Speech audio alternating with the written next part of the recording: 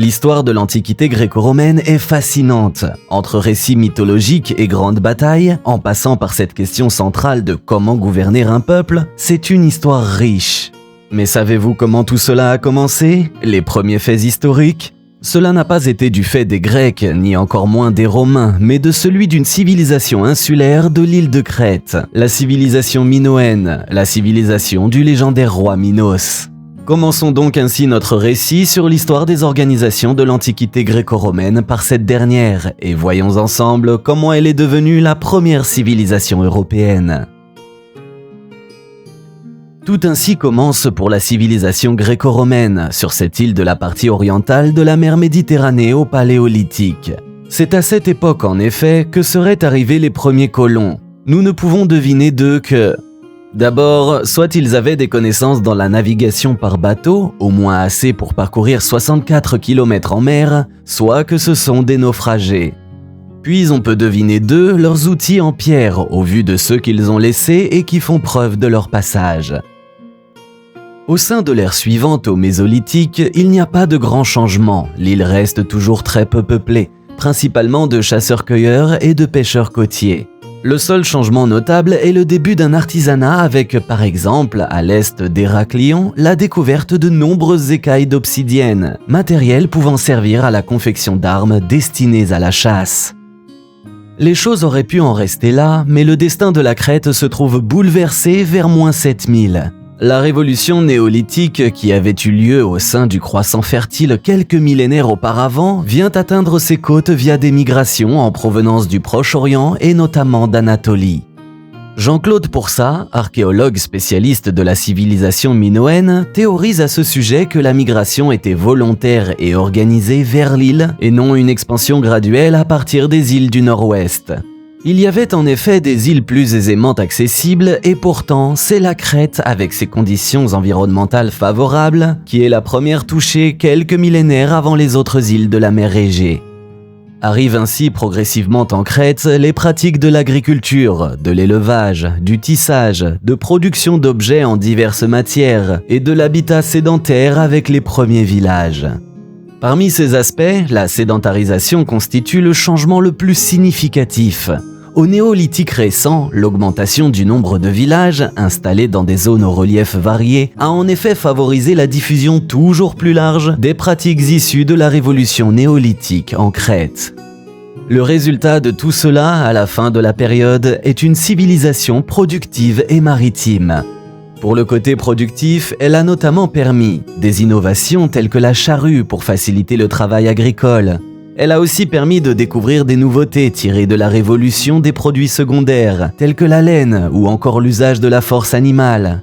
Et enfin, elle permit la naissance de l'idée de l'individualisme et de la spécialisation du travail. Elle octroie notamment à la Crète, à la fin de la période, de posséder un savoir avancé dans la confection de céramique. Puis, pour le côté maritime, elle aurait été la période du début des échanges maritimes, que ce soit avec le nord et l'est de la mer Égée, dans des régions telles que le Péloponnèse ou encore l'île de Chypre. Ce qui marque la fin de cette période en Crète est, selon certains, l'arrivée progressive de la métallurgie du bronze. Pour d'autres, c'est plutôt l'apparition d'un nouveau style de céramique. Mais ce qui semble le plus pertinent, c'est le début de profonds changements dans l'organisation de la société. C'est la période dite prépalatiale, une phase de transition, durant laquelle tous les aspects de la vie vont peu à peu s'améliorer. Premièrement, les relations avec d'autres régions de la mer Égée se développent. On échange de la céramique et des ressources naturelles contre du cuivre et des biens de luxe. Deuxièmement, la production alimentaire et artisanale s'intensifie. Petit à petit, on atteint des niveaux de production proches d'une organisation proto-urbaine. Cela favorise l'essor de l'artisanat et du commerce. Enfin, l'organisation des villages continue de se renforcer et de se moderniser tout au long de cette période. Certains villages sont même construits selon un plan urbanistique élémentaire avec des maisons séparées par des ruelles dallées, des lieux spécifiques comme des sanctuaires, des entrepôts, des cimetières, et probablement des routes relient les différentes régions de l'île. Toutes ces transformations modifient en profondeur la société crétoise en lui insufflant un véritable vent de nouveautés. Premièrement, l'agriculture crétoise se développe et se diversifie. on voit apparaître la maîtrise progressive de nouvelles cultures, notamment la vigne et l'olivier, deux plantes qui deviendront plus tard emblématiques de toute l'économie méditerranéenne. En parallèle, l'artisanat local se perfectionne, le travail de la pierre progresse, la céramique s'enrichit de nouveaux styles influencés par les Cyclades et l'Égypte. Puis, probablement sous l'influence de la Syrie, la Crète entre aussi dans une nouvelle ère, celle de la métallurgie et de l'orfèvrerie.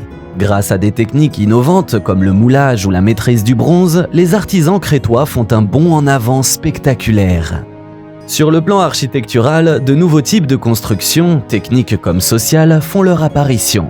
On observe l'aménagement de dispositifs défensifs sur certains sites, la construction des fameuses tombes à Tholos, parmi les édifices les plus impressionnants de leur époque en Crète, et même la possible fondation de comptoirs commerciaux sur les îles de Cythère et Milos, signe de l'ouverture croissante de la Crète vers l'extérieur.